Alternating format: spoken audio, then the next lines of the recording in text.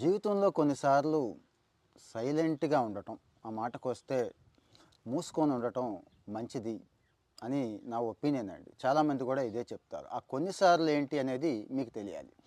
ఇక్కడ విషయం ఏంటంటే, మన దగ్గర చెప్పడానికి ఏమీ లేదని కాదు, సమాధానం లేదని కాదు, కంటెంట్ లేదని కాదండి. కానీ చెప్పిన ఆ టైంలో, ఆ సందర్భంలో, ఆ పరిస్థితుల్లో వాళ్ళున్న మానసిక స్థితిలో అవతలి వాళ్ళు అర్థం చేసుకునే అవకాశాలు తక్కువ ఉంటాయండి. అపార్థం చేసుకునే అవకాశం కూడా ఎక్కువ ఉంటుంది.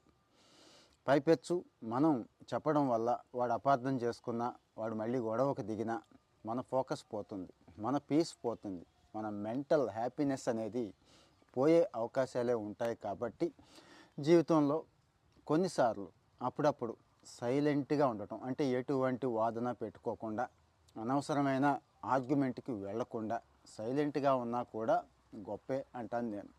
ఇలాంటి సందర్భాలు మీకేమైనా అనిపించినాయా? మీరు ఎప్పుడు సైలెంట్గా ఉన్నారు? లేదు, ఆ టైంలో సైలెంట్గా ఉంటే బాగున్ను, కానీ సైలెంట్గా ఉండకుండా వాడికి ఆ విషయం చెప్పడం వల్ల, వాడితో ఆర్గ్యుమెంట్ చేయడం వల్ల నేను నష్టపోయాను, ఇదిగో ఇప్పుడు బాధపడుతున్నాను అనే సందర్భాలు ఏమైనా ఉంటే కామెంట్లో చెప్పండి. మన వాళ్ళకు కూడా చాలామందికి అర్థమవుతుందండి, చాలామందికి ఉపయోగపడుతుంది. కాబట్టి ప్లీజ్.